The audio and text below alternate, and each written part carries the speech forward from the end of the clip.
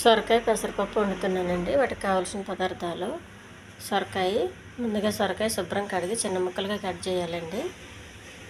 నానబెట్టిన శనగపప్పు, కొద్దిగా అల్లం వెల్లుల్లి పేస్టు, కొంచెం నూనె, కరివేపాకు, పచ్చిమిర్చి, చిన్న ఉల్లిపాయలు, కొంచెం టమాటా కొబ్బరి పేస్ట్ అండి, కారం, ఉప్పు, ఆవాలు, జీలకర్ర, పసుపు.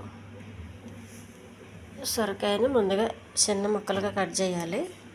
కట్ చేసుకున్న సొరకాయ ముక్కలండి ఒక గిన్నె తీసుకొని కొన్ని నీళ్ళు పోయాలి.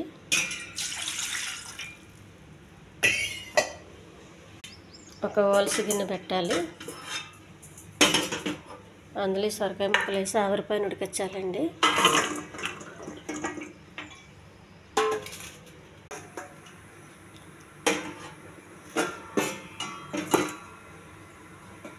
మూత పెట్టేయాలండి. ఒక ఆవిరి మీద ఉడకనివ్వాలి. స్టవ్ వెలిగించి పెనం పెట్టాలండి. సొరకాయ ఆవిరిపైన ఉడికేలోపు కొద్దిగా నూనె,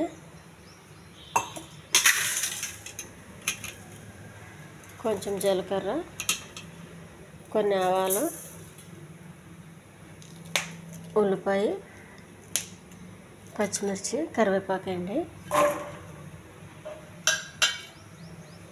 ఇవన్నీ త్వరగా ఎగించాలి.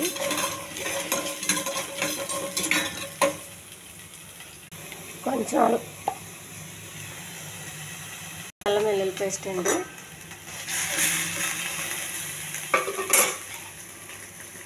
పచ్చెనగపప్పు, కొద్దిగా పసుపు అండి, కొంచెం ఉప్పు, చిటికె కారం, పచ్చిమిర్చి వేసాను కాబట్టి అవసరం లేదు. కొంచెం బాగా కలపాలి. ఆవిరిలో ఉడికించుకున్న సొరకాయ ముక్కలండి. ఆవిరిలో ఎక్కువ ఉడకదు. తర్వాత కొన్ని నీళ్ళు వేసి ఉడికించుకోండి.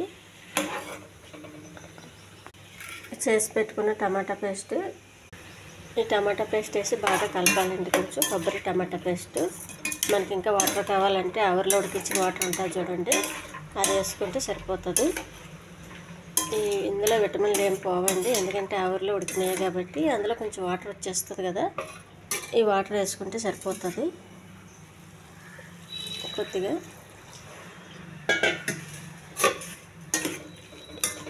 ఇదైతే చపాతీకి, అన్నానికి కూడా చాలా బాగుంటుందండి.